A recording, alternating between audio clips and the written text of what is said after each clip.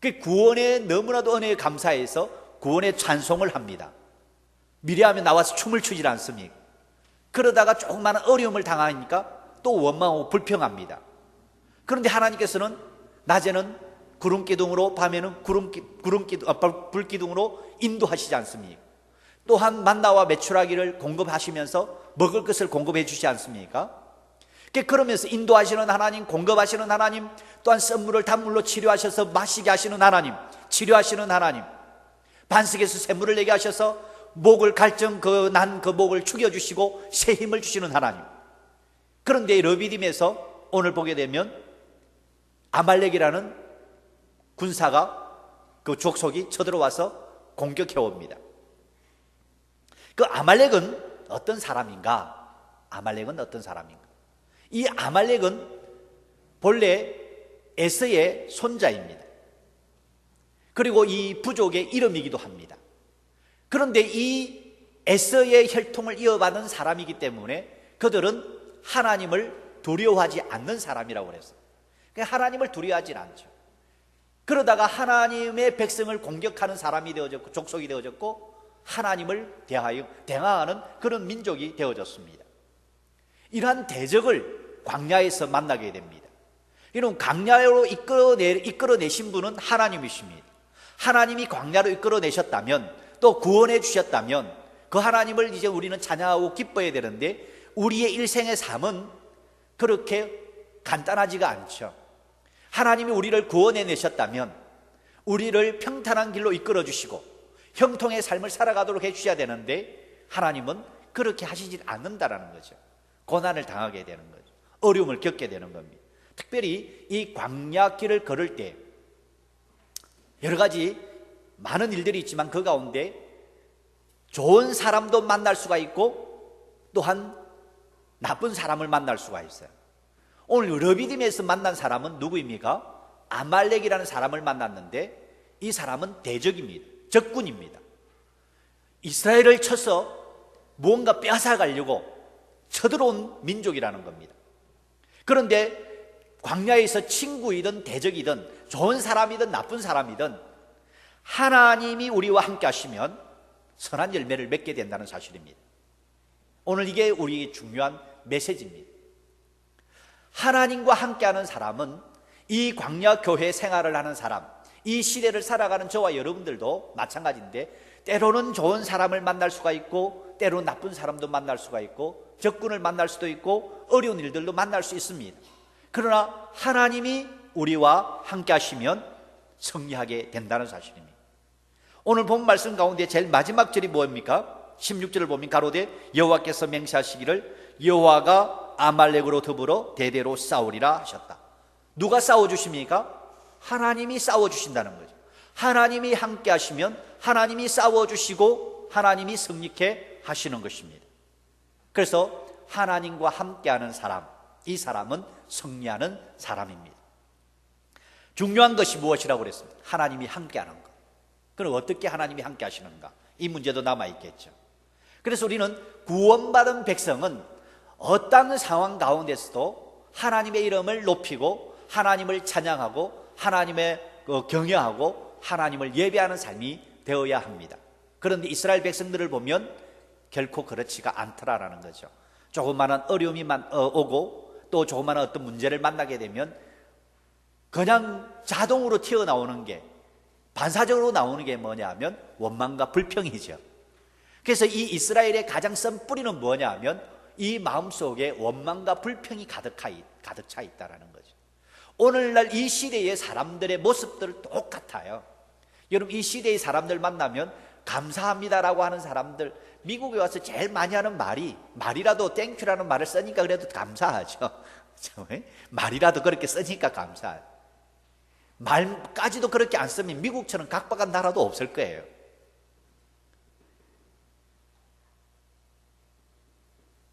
오늘날 얼마나 많은 사람들이 마음에 상처가 많고 스트레스가 많은지 뭐 조금만 부딪히면 그냥 여러분 하루가 멀다 하고 이 슈팅, 총 사건이 얼마나 많이 일어납니까? 하루가 멀다고 나타나는 게 그런. 기분 조금 나쁘면 쏴버리는 거, 뭐 좀 나쁘면 죽여버리고, 좀 나쁘면 뭐 그냥 그런 거지. 그것만큼 우리의 마음이 억눌려 있고 우리의 상처가 많은 마음이고 그렇다라는 거죠. 이러한 시대에 뭐 조그만한 거 우리가 얼마나 보이는 감사하다는 말이 마음이 나오겠냐는 거죠. 그런데 이 문제는 이 아말렉이라고 하는 군대가 쳐들어와서 이스라엘을 괴롭히는 이 모습을 우리가 보게 되는데, 이 아말렉이라고 하는 나라, 여러분 이 에서가 조상 아닙니까? 할아버지인데 아말렉의 에서가 어떤 사람이었어요? 본래는 야곱하고 에서가 이삭의 쌍둥이 아들입니다. 그런데 본래 에서가 장자고 야곱이 차자지 않습니까? 차자 둘째입니다. 그런데 이 에서가 장자임에도 불구하고 사냥을 좋아하는 에서였는데, 하루는 들에 나가서 사냥을 하다 돌아오니까 들로 산으로 막 쏟아니까 얼마나 배가 고프겠어요. 그런데 야곱이 어머니하고 같이 앉아서 팥죽을 끓이고 떡을 굽고 앉아 있으니까, 빵을 굽고 있으니까 얼마나 그 냄새가 고소하겠어요. 눈에 배이는 게 그밖에 안 보이는 거예요. 눈에 배이는 게 팥죽 한 그릇하고 떡 몇 개, 그것만 보이는 거죠. 여러분 배 고파 보셨어요? 저도 금식을 해보니까 눈에 선하게 나타나는 게 닭볶음탕이라고 그럽니까? 닭도리탕? 야, 이거 다 막 토토만 살이 그냥 이 김이 보라보라 오르는 게 눈에 선하게 보이더라고. 그런데 실제로 눈앞에 팥죽이 있고 빵이 있는데 다른 게 뭐가 보이겠어요? 야곱이 얼마나 깨가 많은 사람, 약삭 빠른 사람. 형, 장자의 명분을 나에게 팔아? 그럼 이 팥죽 줄게. 그런 거 아니에요? 배고픈 사람이 그게 뭐가 눈에 보이겠어요? 그까짓 게 뭐 소용이냐? 뭐 지금 쌍둥이 불과 내가 몇 초 만에 더 빨리 태어났는데 네 같잖아. 그런데 이 장자권이 왜 중요하냐? 하나님은 아브라함을 택하시고 이삭을 택하시고 야곱을 택하셨다라고 하는 것은 그 혈통을 통해서 장차 메시아를 보내시겠다는 하나님의 놀라운 섭리가 장자권 안에 들어가 있습니다. 다시 말해서 다시 오실 메시아를 통해서 이 세상을 구원하시고자 하시는 하나님의 놀라운 계획이 그 장자권 안에 들어가 있는데, 그걸 갖다 팽개쳐 버렸으니 하나님이 얼마나 슬퍼하시겠냐는 거죠. 다시 말해서 하나님을 무시해 버린 거죠. 하나님을 두려워하지 않는 그 마음이 가득한 사람. 그래서 결국 이 아말렉도 어떤 사람이냐면 결국은 하나님을 무시하고 하나님을 가볍게 여기고 하나님을 아예 그냥 두려워하지 않는 그런 불신자였다라는 겁니다. 그래서 신명기 25장 17절 18절을 보면 너희가 애굽에서 나오는 길에 아말렉이 내게 행한 일을 기억하라. 꼭 그들이 하나님을 두려워하지 아니하고 그랬습니다. 오늘날 이 아말렉 같은 세상 사람들이 얼마나 많은지 모릅니다. 하나님을 두려워하지 않습니다. 오히려 내 자신이, 사람이 하나님 노릇하려고 하는 사람들이 이 세상에 깔려 있습니다. 대놓고 하나님을 욕하는 사람들이 얼마나 많은지 모릅니다. 한때 그 이문열 씨가 쓴 사람의 아들, 여러분 소설이 한국 소설이지 않습니까? 하나를 대놓고 하나님이 살아계신 막 이렇게 하면서 이제 막 삿대질 하는 게 나옵니다. 그게 뭘 보여줍니까? 물론 많은 것들이 있겠죠. 이 시대에 하나님을 향하여 삿대질하는 사람들이 얼마나 많은지 모릅니다. 대놓고 기독교를 그냥 개독교라고 그렇게 합니다. 물론 기독교가 타락한 모습들이 많이 보여졌기 때문에 그럴 수도 있습니다. 다시 말해서 오늘날 그리스도인들이 그리스도인의 능력, 십자가의 능력, 말씀의 권세, 이것이 사라졌기 때문일 수도 있습니다. 그러나 그 이전에 이 시대의 사람들이 노아의 시대의 사람들처럼 너무나도 타락해 있고 하나님을 두려워하지 않는, 무서워하지 않는, 하나님을 업신여기는, 만홀히 여기는 이런 시대이기 때문에 그렇습니다. 마지막 시대가 되면 될수록 그렇게 된다는 사실입니다. 그런데 이 아말렉 족속이 에서의 피를 이어받아 가지고 하나님을 두려워하지 않는 거예요. 오늘날도 가인의 피가 흐르는, 에서의 피가 흐르는 이 세상 사람들을 하나님을 두려워하지 않습니다. 더 안타까운 것은 하나님을 믿는다고 하는 저와 여러분들조차도 하나님에 대하여 두려움이 없는 사랑의 하나님 좋죠. 사랑의 하나님 얼마나 좋습니까? 사랑의 아버지, 사랑의 어머니 얼마나 좋습니까? 아무리 그렇다고 하더라도 우리가 하나님에 대한 경외, 이 경외심이 사라져버리면 우리의 삶은 여러분 다 망가지도록 되어져 있습니다. 이 아말렉 족속들은 전쟁 연습을 많이 해가지고 마치 북한 집단처럼 이 전쟁 연습 얼마나 많이. 그래 매일 입에 발린 게 이제 불바다를 만들어 버리겠다. 이 미사일을 쏴서 그냥 다 깨뜨려 버리겠다. 죽여 버리겠다. 이런 거 아닙니까? 이 아말렉 족속이 꼭 북한하고 비슷한 모습을 보이고 있습니다. 이게 전쟁 연습에 얼마나 많이 했는지. 그게 전쟁에 아주 능한 사람입니다. 그런데 이 민족은 한 곳에 정착해 있지 아니하고 성지순례 가보면 베두인이라는 사람들이 있으면 이제 막 돌아다니면서 이 유목묵 생활하는 사람들, 그런 사람들처럼 돌아다니는. 그런데 이 아말렉을 보면 꼭 사단하고 똑같습니다. 마귀하고 똑같아요. 이 마귀도 한 곳에 있잖아요. 여기 돌아다니죠. 그러면서 이제 하나님 사람들을 이제 괴롭히는 거예요. 이 아말렉이 누굴 어떻게 공격했냐면 이스라엘 전체가 60만이 넘잖아요. 그러니까 이 남자 장정만 60만이 넘는데 적은 숫자가 아니죠. 그러니까 이 적은 숫자가 아니지만 전체가 그래도 한 250만, 300만 가까이 되는 사람들 아닙니까? 그러니까 전체를 치지 않냐고.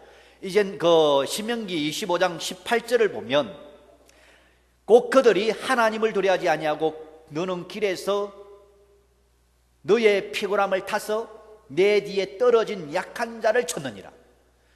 피곤함을 틈타고 뒤에 떨어져 있는 약한 자들을 쳤다라고 말을 합니다. 여러분, 사탄이 우리를 공격할 때 내가 믿음이 강력하고 은혜가 충만하고 성령이 충만할 때 사탄이 우리를 공격해 오질 않습니다.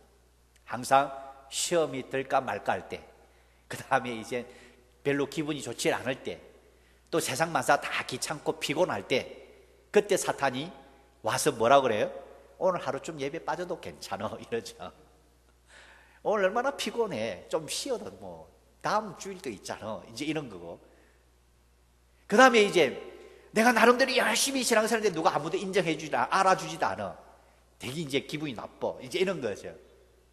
그래가지고 이제 조금 좀 쉴래, 그러면서 뒤로 싹 빠지는 거예요. 그래서 여러분 뒷자리에 앉지 마시고, 뒷자리에 앉다 보면 자꾸 떨어져 나가. 제가 많이 봤어요. 뒷자리에 앉다가 다 도망가더라고요. 그런데 뒷자리 왜 앉는가? 이제 힘이 떨어져 버린, 약해져 버린 거죠. 그러니까 이제 약해지니까 이제 사탄이 거기 이제 곧만 나가, 그 은혜도 없는데 뭐하러 나가, 이런 거거든요. 여러분 여기 오늘 본문 보면 아말렉이 이스라엘을 쳤는데 어떻게 쳤냐면 약해져서 뒤에 떨어져 있는 사람을 분명히 쳤다고 그랬어요. 이건 우리가 보통 그냥 웃고 넘어갈 부분이 아니라는 거죠. 우리의 영적 삶도 마찬가지죠. 우리 영적 이스라엘 아닙니까?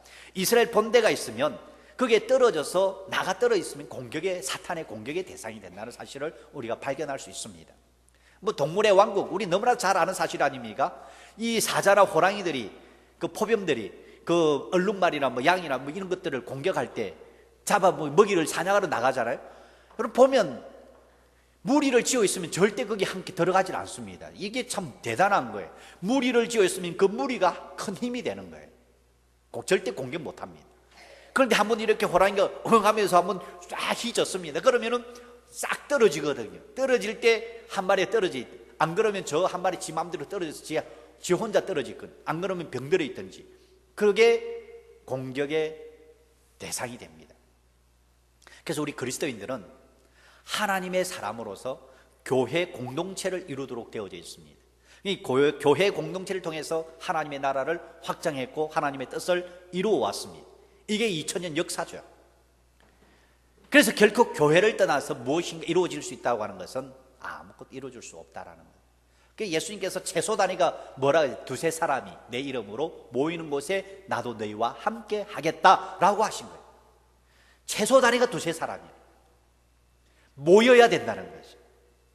그래서 떨어져 나가면 결국은 사탄의 공격의 대상이 되고 사탄의 밥이 될 수밖에 없다라는 겁니다. 그 대표적인 사건이 뭡니까? 예수님이 십자가 이제 그 못 박기 전에 붙들려 가잖아요.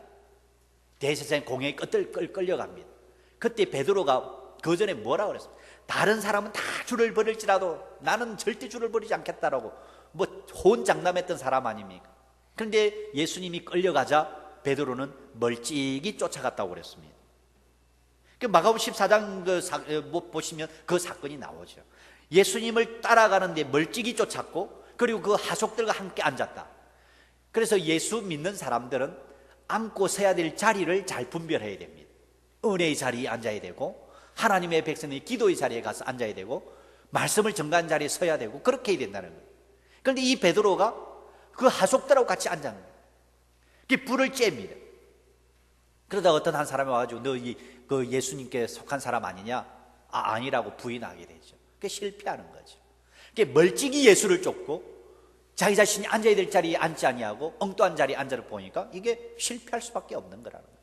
오늘 우리 그리스도인들은 하나님의 백성으로서 정말 이 생명을 구원받은, 새 생명을 받은 사람으로서 분명히 우리의 자기 존재의 가치를 알고 자기 자리를 찾아야 된다 하는 것입니다.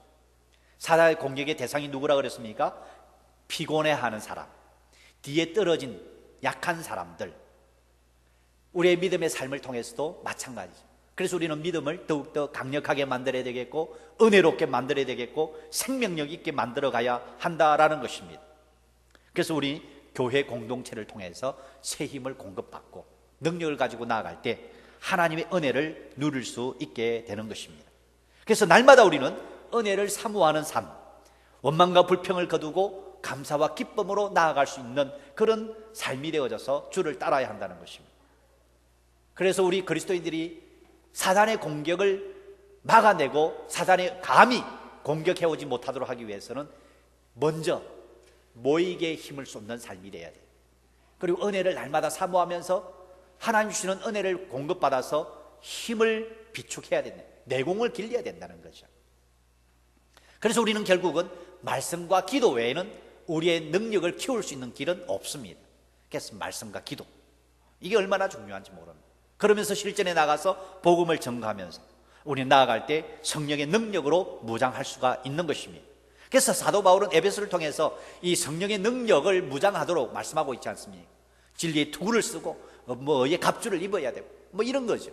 그러니까 우리가 그 성령의 능력을 무장하지 아니하면 결국은 이 사단이 우리를 공격해서 무너뜨리게 되고 하나님으로부터 생명을 놓치게 되는 그런 불상사가 생겨나게 된다는 것입니다. 우리는 이 광야 교회는 영적인 전쟁 중에 있는 삶이라는 것을 기억해야 됩니다.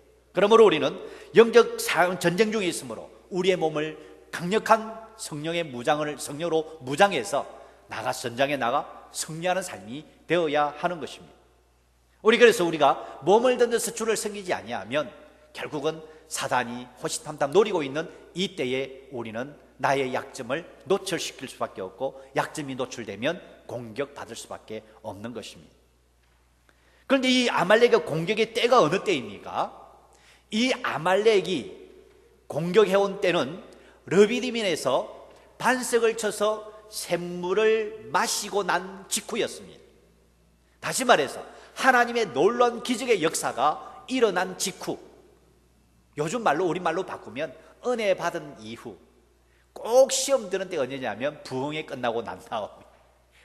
그 시험 드는 사람, 은혜 받은 사람들이 많이 있습니다. 대부분 다 은혜 받습니다. 그런데 부흥회 끝나고 난 뒤에 대부분 사랑 성도들은 은혜를 받고 힘을 얻었는데 그 중에 몇 사람은 시험 들어가지고 교회를 나온다 안 나온다 들어간다 만다 그러고 참 희한합니다.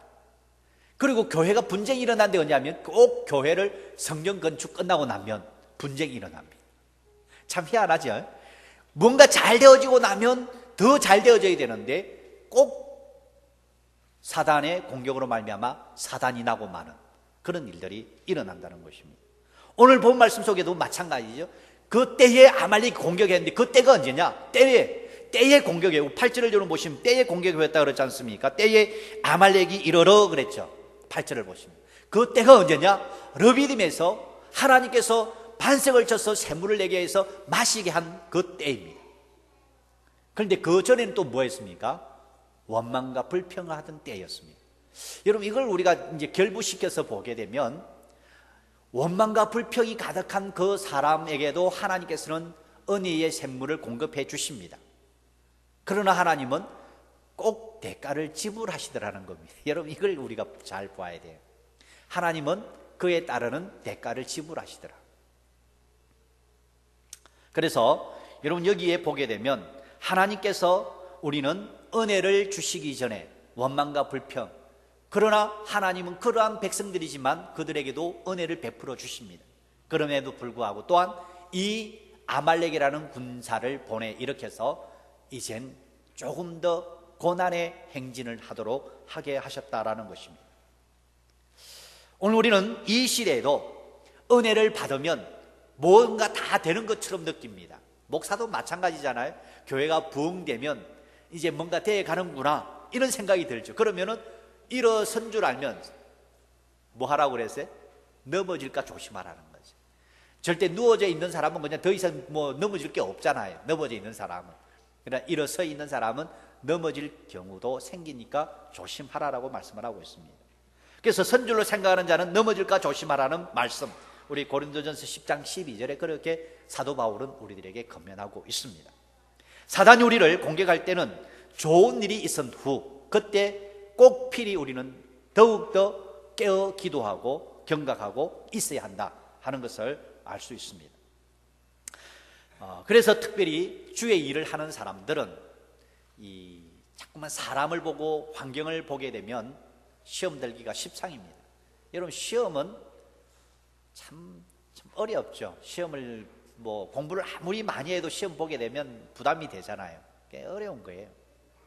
그런데 이 시험 들어버리면 이제 일어나기가 무척 힘이 듭니다.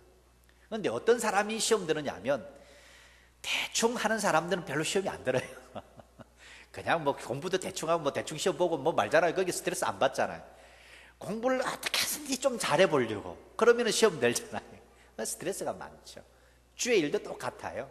열심히 해보려고 하는 사람이 꼭 시험 들기가 쉽습니다. 그게 이제 사탄이 항상 이제 이렇게 지켜보고 있거든요. 언제 내가 저 사람을 무너뜨리고 하나님의 은혜로부터 떨어뜨려 놓을 것인가 이 준비하고 있단 말이에요. 그래서 우리가 주의 일을 하는데도 이젠 사람이나 환경을 보게 되면 뭐 10중 8구는 시험에 들죠. 그러나 우리가 믿음의 주여 우리를 온전케 하시는 예수를 바라봐야 돼요. 나에게 생명을 주신 그 하나 우리가 바라보고 주님을 바라보고 나아갈 때 최소한 시험을 줄일 수가 있고 주님으로부터 우리는 강력한 은혜를 누릴 수가 있다는 것입니다. 이 공격의 때를 우리는 잘 기억해야 됩니다. 피곤할 때, 또 우리는 이젠 낙심해서 뒤떨어져 있을 때, 약해 있을 때, 그럴 때이고 또 은혜가 충만할 때, 하여튼 우리는 그럴 때마다 우리는 좀 더 조심하고 더욱더 말씀과 기도로 우리를 무장해야 될 필요가 있다는 것을 볼 수 있습니다. 그런데 왜 또 한 가지 의문의 문제는 뭐냐 하면 왜 하나님께서 이 아말렉의 공격을 허용하셨을까 하는 문제입니다. 여러분, 처음에 애굽에서 나와서 이스라엘 백성들이 가나안 땅을 향하여 갈 때는 이 블레셋, 다시 말해 팔레스타인 땅을 지나가면 지름길입니다. 빨리 갈 수가 있습니다. 그런데 그 길을 가지 아니하고 시내산 반도로 이렇게 둘러서 가도록 했다는 거예요. 그러니까 하나님께서 분명하게 말씀하신 게 뭐냐 하면 이 블레셋 땅을 가게 되면 블레셋이 가만히 있지 않죠. 공격한다는 거예요. 전쟁이 일어난다는 거예요. 그래서 전쟁을 피하기 위하여 이 블레셋을 통과하지 아니하고 돌아가도록 하셨어요. 돌아가도록 하셨는, 그러면 처음에는 하나님께서 이 블레셋을 통과하여 전쟁이 일어나지 않도록 돌아가게 하셨는데 이 르비딤에 와서는 왜 전쟁을 하나님은 허용하셨는가? 하나님께서 그냥 막아주셨으면 되지 않을 거예요? 막아주시면 전쟁이 일어나지 않을 수가 있는데 전쟁이 일어나도록 했다는 거죠. 그 전쟁이 일어나도록 하신 이유가 있습니다. 뭐 몇 가지가 있겠지만 첫 번째가 뭐냐면 이 전쟁으로 인하여 이젠 너희들은 충분히 싸울 수 있는 힘이 있다. 이젠 너희들의 힘을 가지고 한번 싸워봐라. 하나님이 이스라엘 백성들을 또 모세와 또 특별히 오늘 이 전쟁에 능한 여호수아, 또 여호수아로 비롯한 군사들 능력이 된다라는 거죠.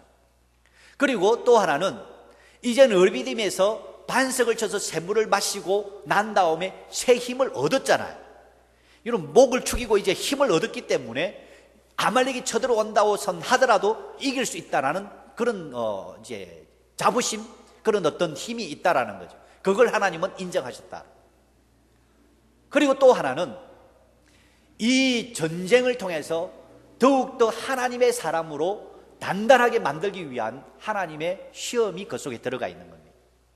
그래서 이 전쟁은 오히려 하나님의 사람으로 더욱더 강력한 하나님의 사람으로 만들어가기 위한 하나의 과정이라는 거죠. 그래서 하나님은 전쟁을 허용하셨다 하는 것입니다. 그래서 하나님의 백성을 만드시기 위하여 가장 좋은 효과적인 방법이 뭐냐면 고난이라는 것입니다. 여러분 보십시오. 내가 이 탄탄대로 걸어온 사람들 보면 별로 그렇게 믿음이 강력한 사람들 별로 없습니다.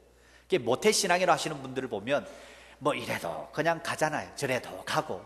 그런데 강력한 힘을 가진 사람은 모태신앙 가운데서도 고난을 많이 받은 사람들 보면 믿음이 아주 강력한, 하나님 앞에서 신실한 그런 모습을 갖추게 됩니다.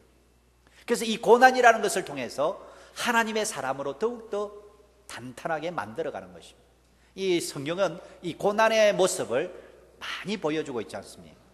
그 대표적인 게 우리 예수님이시죠. 예수님의 고난을 통해서 우리에게 생명을 주시는 것. 또 구약성에 보면 욥을 보게 되면 얼마나 고난, 처음에는 얼마나 참 잘 살았습니까? 잘 살았을 때는 아내까지도, 욥의 아내까지도 얼마나 멋있었어요. 참 남편을 잘 섬겼죠. 그런데 이제 욥이 고난을 당하기 시작하니까 자식들 죽고 재산 다 날아가고 그러니까 뭐라 이 욥의 아내가 하나님을 저주, 하나님을 욕하고 그냥 죽어버리라고 그러면서 도망가 버리잖아요. 여러분 세상 인심은 그런 겁니다. 좋을 때는 사람들이 막 모여들죠.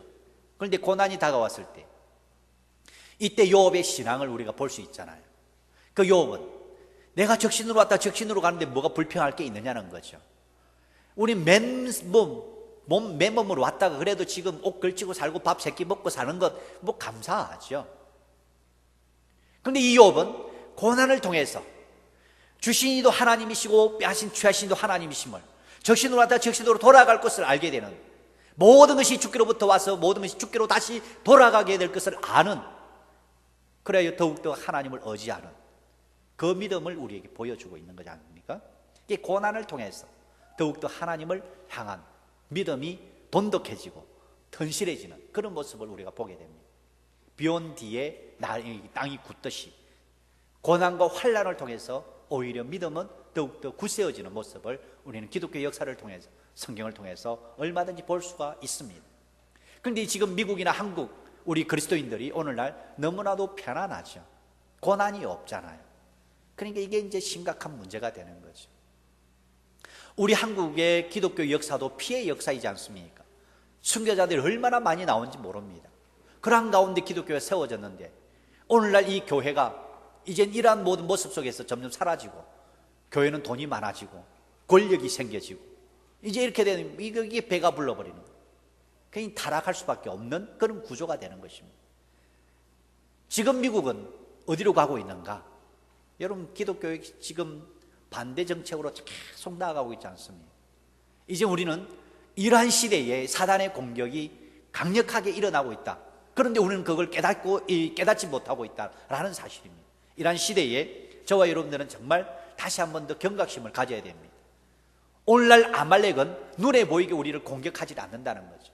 눈에 보이지 않게 공격하는. 이제 사단도 이게 지능이 얼마나 발달했는지 모릅니다. 대놓고 이제 하질 않죠. 과거에는 기독교를 대놓고 핍박했었습니다. 그런데 요즘은 대놓고 핍박하질 않죠. 어떻게 핍박합니까? 전도를 못하게 합니다. 다른 종교를 비방하지 못하게 합니다. 세상의 죄악이라고 소리 지르지 못하게 합니다. 세상 법으로, 나라 법으로 그렇게 만들어 간다고 말이에요. 죄악의 길을 걸어가도록 법으로 보장해 준다고 말이에요. 그러면서 기독교를 지금 옥죄고 있다는 사실입니다. 한국도 마찬가지죠. 교묘하게 만들어가고 있는 이 시대에 우리 영적 전쟁을 우리는 치러야 합니다. 이러한 시대에 우리는 이 전쟁을 어떻게 해야 될 것인가? 그 방법을 오늘 성경은 우리에게 가르쳐 줍니다.